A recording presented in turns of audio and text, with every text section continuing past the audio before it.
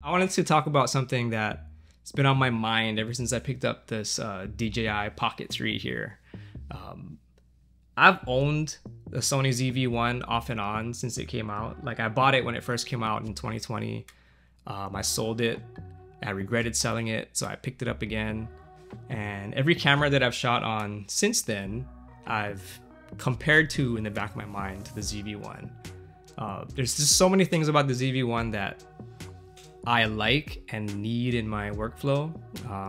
If I list them off real quick, it's the built-in ND filter, which is like sunglasses for your lens so that you can shoot with a wider aperture, which gives you a shallower depth of field in bright sunny conditions.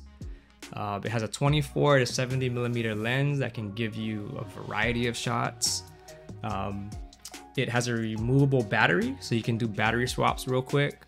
Whereas the Pocket 3 has an internal battery, which you have to charge with a power bank or plug it into the wall. Like right now I have a USB-C power bank charging the Pocket 3. So where was I? Anyway, the point I wanted to make before I start rambling on too long is that the Pocket 3, in my opinion, just my opinion, is not a replacement for the ZV-1, or it's not a device that makes the ZV-1 obsolete. They're very different tools for different things. Motion tracking, stabilization, shooting on the run, chasing your kids around. The Pocket 3 is probably superior to the ZV-1 because the ZV-1 stabilization is not that good. But, I mean, again, this is just my opinion, but I feel like even though this is 10-bit and this is 8-bit, if you're unfamiliar with the difference between 8-bit color and 10-bit color, there's just more information in 10-bit color than 8-bit color. That's all you have to know. I still feel like the image coming out of the ZV-1 looks really good. So if you're unfamiliar with what 8-bit color is versus 10-bit color, just know that 10-bit color has more information than 8-bit color. But I mean, the color coming out of the Sony ZV-1 is really good, so I don't really have to fiddle with it that much. So I'm happy with it.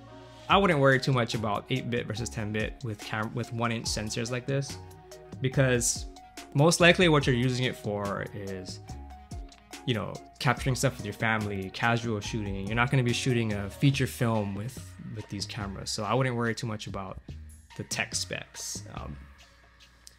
So if you're a ZV-1 owner, the Pocket 3, in my opinion, is not a replacement for it, but it's definitely something that if you add it to your kit, it can enhance what you're doing and make it more fun to shoot. Like right now, I'm having a lot of fun putting this subject tracking on this camera, where I have this static shot here and I can cut back and forth to this one.